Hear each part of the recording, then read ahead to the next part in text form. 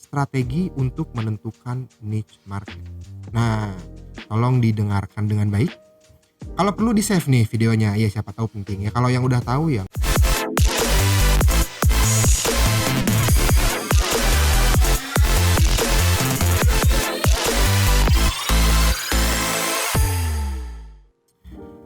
Oke, masih di cerita kamar cowok. Oke, sesuai apa? Sesuai perjanjian.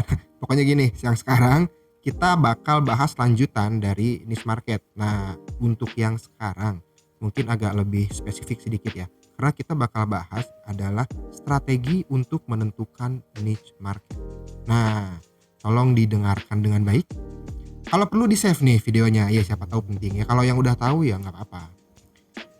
Oke, mulai ya. Yang pertama itu adalah identifikasi ketertarikan dan minat kita sebagai konten kreator. Maksudnya adalah ini merupakan salah satu hal yang wajib ya, hal yang wajib yang pertama kali harus dilakukan untuk penentuan niche market. Kenapa? Karena kita harus tahu nih minat kita itu kemana, minat kita itu ada di mana. Kita nggak harus dulu menjadi ahli. Misalnya gini, kita minat di olahraga, ya kita nggak harus jadi atlet dulu kan. Cuma maksudnya penting di sini adalah jangan sampai nanti kalau kita menentukan niche market yang kita anggap wah ini lagi rame nih, tapi kita kurang suka, pasti nanti ada yang namanya stuck ide. Begitu stuck ide karena ini di luar minat kita, skip. Itu sering terjadi, sering banget. Jadi konten kreator pemula itu dia cuma melihat minat dari audiens. Memang betul, minat audiens juga penting. Tapi yang lebih penting adalah minat dari kitanya dulu. Kalau kita ada di minat, maksudnya bikin konten sesuai minat kita, ya insya Allah lancar itu ke depannya. Nah, yang selanjutnya adalah pada saat kita sudah menentukan niche market sesuai minat, itu kita bisa mulai menawarkan value atau bisa mulai menawarkan fitur-fitur yang unik dari konten kita. Kita bisa bikin konten itu tentang atau sesuatu yang bisa digunakan secara langsung, maksudnya applicable ya.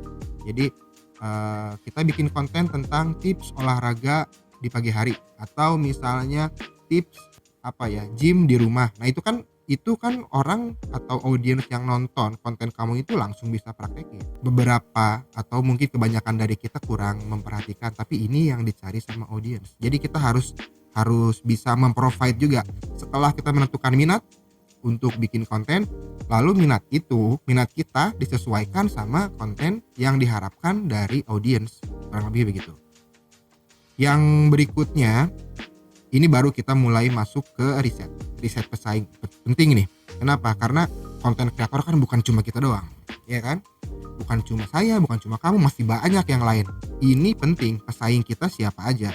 Karena pada saat kita tahu pesaing kita siapa, itu secara nggak langsung kita pasti punya strategi tertentu atau strategi yang kita ciptakan sendiri nih. Oke, si pesaing kita, si konten kreator A bikin ini nih.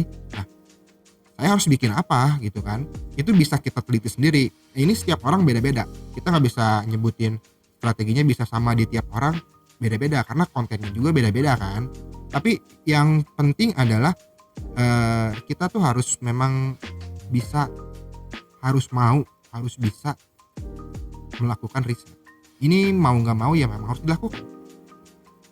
Kita juga pernah coba bikin konten tanpa riset. Jadi kita bikin tanpa riset, punya ide yang kita anggap bagus, terus kita upload, ternyata nggak ada hasilnya.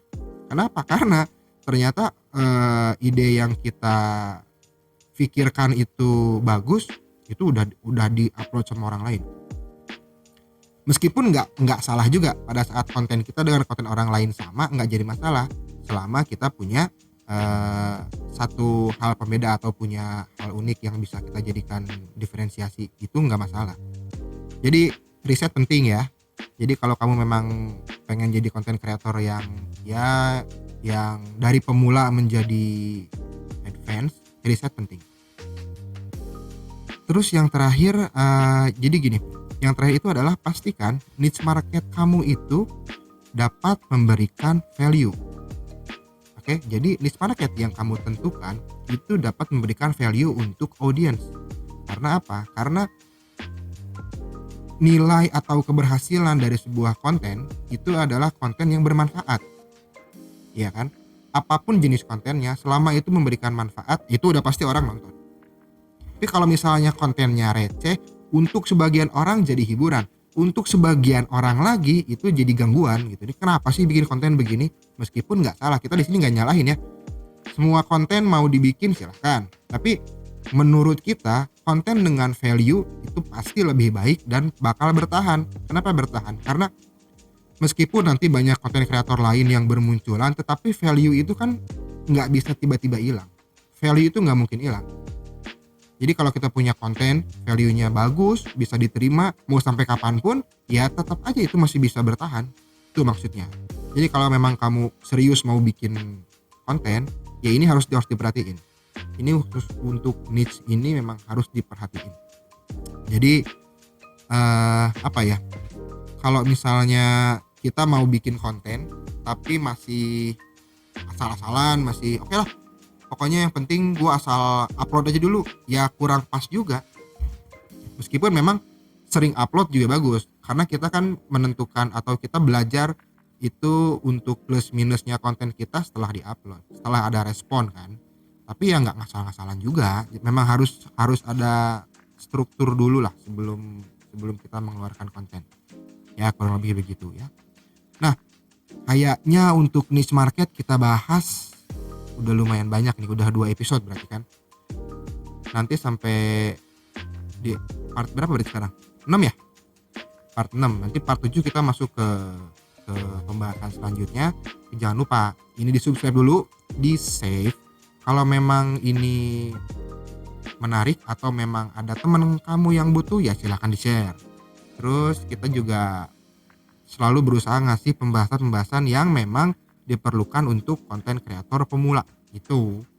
Terus gratis, ini nggak bayar-bayar, nggak masuk kelas, nggak ada grup-grup Telegram, nggak ada segala macam, pokoknya gratis. Jadi kita kita melakukan analisa nih, karena kan kalau ilmu itu kan ya dari mana aja ya, kita nggak harus dari satu sumber kan. Kita analisa, kita olah sedikit, kita share ke kamu gitu loh.